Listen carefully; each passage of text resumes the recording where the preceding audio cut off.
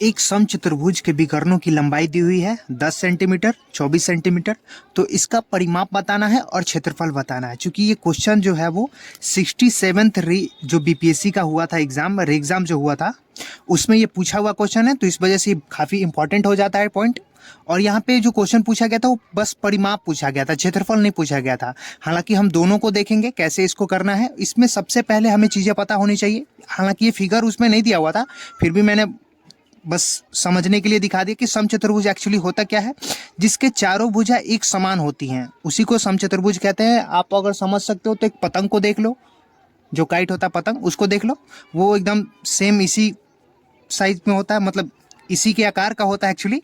तो यहाँ पे क्या होती है कि जब सब भुजाएं एक समान है तो यहाँ पे हम किसी एक को भी फाइंड आउट कर ले, मतलब निकाल ले, तो हमें पता चल जाएगा कि इसका परिमाप क्या है ना। परिमाप का फॉर्मूला क्या होता है, सबसे पहले हमें ये जानना चाहिए। तो परिमाप का जो फॉर्मूला होता है, परिमाप उसका फॉर्मूला होता है 4 इंटू भुजा। भुजा मतलब किसी एक भी साइड का अगर निकल जाता है, एक भी किसी भी एक साइड को निकाल देते हैं तो वो भुजा हो गया है ना। तो हम लोग फाइंड आउट कर सकते हैं। तो सबसे पहले हमें जानना होगा कि ये जो विकर्ण दिया हुआ है उससे हमें निकालना होगा। तो ये विकर्ण जो है वो ये वाला है जो आप देख रहे हो ना यहाँ पे, ये एक हो गया। ये टोटल का, ये पूरा का ए से सी तक का कितना दिया हुआ है। मान लो ये बड़ा वाला नहीं होगा तो ये 24 हो गया, और ये वाला हो गया आपका कितना, 10 हो गया है ना। तो ये 10 हो गया और एक 24 हो गया।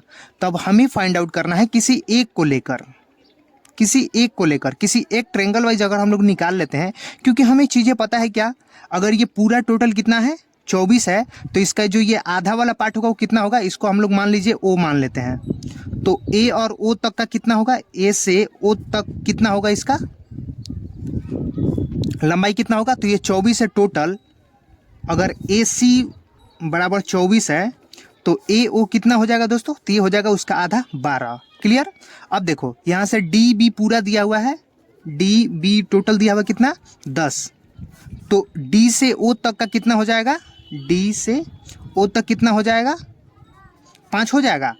तो अब हमें यहाँ पे क्या करना है, पाइथागोरस थ्योरम का अप्लाई करना है। पाइथागोरस पर में आप जानते हो ना कितना। अब इस मान लो कि एक छोटा सा ट्रायंगल को हमें फाइंड आउट करना है, इसको इसी से हम, क्योंकि हमें निकालना तो एक भुजा ही है ना, तो भुजा तो एक ये वाला आ रहा है, ए से डी तक आ रहा है, ए से डी तक आ रहा है, बीच में छोटा सा वो था जो हमने मान रखा था, है ना। तो हमें निकालना ये वाला है, ये और ये हमें फाइंड आउट कैसे हो गया है, देखो क्वेश्चन से। इसको हमने लिया था ए ओ 12 और डी ओ कितना है 5। तो ए ओ 12 डी ओ 5, तो ये वाला हम लोग निकाल सकते हैं पाइथागोरस प्रमेय का यूज करके। कैसे निकलेगा दोस्तों, तो ए डी, यहाँ पे देख सकते हो ए से डी तक का स्क्वायर बराबर ए ओ का स्क्वायर प्लस डी ओ का स्क्वायर। ये हो गया ना पाइथागोरस प्रमेय से। तब इससे हम लोग निकाल सकते हैं। अब यहाँ पे क्या करना है अपने को, ए ओ का वैल्यू कितना दिया हुआ है, 12 दिया हुआ है, तो 12 का स्क्वायर प्लस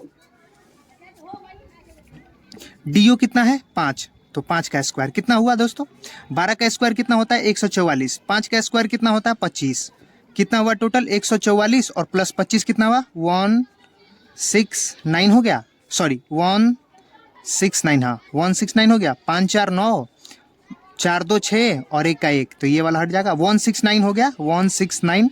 अब यहाँ पे हो गया ए डी का स्क्वायर 169, तो ए डी बराबर कितना हो जाएगा, इसको रूट ओवर किया जाए तो ये कितने का स्क्वायर रूट है, तो ये 13 का स्क्वायर रूट है। आपको पता होना चाहिए 169 जो है वो 13 का स्क्वायर रूट है। आप 20 तक स्क्वायर रूट याद रखो, बहुत इजी हो जाएगा सब चीज़ करना। तब ए डी हमें पता चल चुका कितना है 13 का स्क्वायर, मतलब ये 13 हो गया। अब ये हमें पता चल चुका, भुजा हमें पता चल चुका कितना 13 है।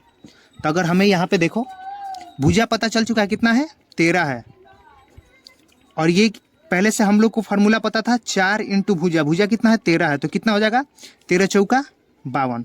तो जो बीपीएससी का क्वेश्चन था वो यही था। यहाँ से हमें बस ये पाइथागोरस प्रमेय का यूज करके यहाँ से ये निकालना था इसका स्क्वायर रूट, और उसके बाद इस फॉर्मूले पे रख देना था। तो यहाँ से परिमाप हमें निकल गया 52। तो जो उसका ऑप्शन बी में दिया हुआ था 52, तो हमें राइट आंसर हो जाता। अब देखो एक और हम यहाँ पे क्वेश्चन देख सकते हैं, इसका क्षेत्रफल कैसे निकलेगा। इसका क्षेत्रफल, अब देखो क्वेश्चन ये पूछ चुका है तो रिपीट तो यहाँ नहीं करेगा, हालांकि दूसरे एग्जाम में ये रिपीट कर सकता है। तो अभी बीएसएससी का एग्जाम होने वाला था, वहाँ पे भी इसको बहुत इंपॉर्टेंट समझना। देखो अब क्षेत्रफल निकालना है, तो इसका क्षेत्रफल क्या होता है दोस्तों? क्षेत्रफल होता है हाफ गुना विकर्णों की गुणनफल। जो विकर्ण कितना दिया हुआ है? 10 सेंटीमीटर और 24 सेंटीमीटर, तब दोनों का गुणनफल हो गया। अब इसको हमको क्या करना है? दोनों को गुना करके इसको डिवाइड करना है। तो 2 से हम काट सकते हैं यहीं पे ही, आसान करने के लिए। 12 दूना 24 हो गया। अब ये कितना आ रहा है? 12 गुने 10 कितना हुआ? 120। 120 सेंटीमीटर स्क्वायर इसका क्षेत्रफल हो गया। तो यहाँ पे बहुत ईजी था इसको करना।